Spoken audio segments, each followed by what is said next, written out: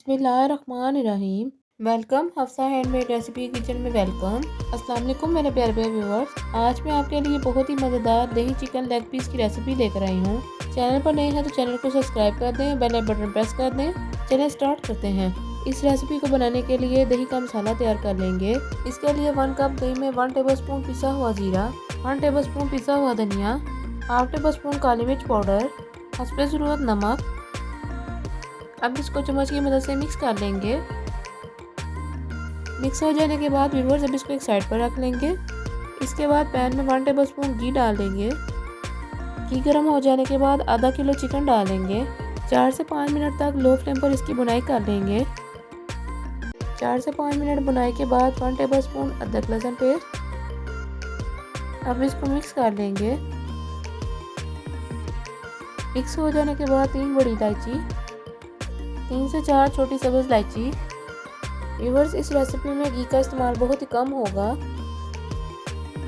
Mix हो जाने के बाद 1 टेबलस्पून जीरा डालने के बाद जो हमने दही का मसाला तैयार किया था वो इसमें डाल देंगे और इसको चम्मच की मदद से मिक्स कर लेंगे।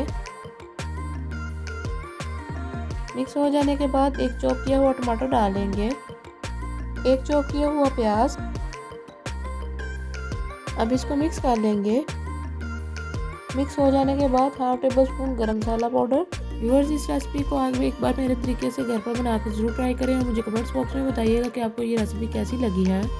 अब इसमें हाफ कप पानी डालेंगे और 15 से 20 मिनट के लिए लो फ्लेम पर कवर करके पका लेंगे। 15 से 20 मिनट के बाद चिकन पक चुका है। अब इसमें 2 टेबलस्पून क्रीम डालेंगे। क्रीम डालने के बाद अब इसको चम्मच की मदद से मिक्स कर लेंगे। ये देखिए व्यूअर्स हमारा चिकन तैयार हो चुका है। अब इसको एक बाउल में निकाल लेंगे। बाउल में निकालने के बाद अब इस पर कटी हुई अदरक और हरी मिर्च से इसकी गार्निशिंग कर लेंगे।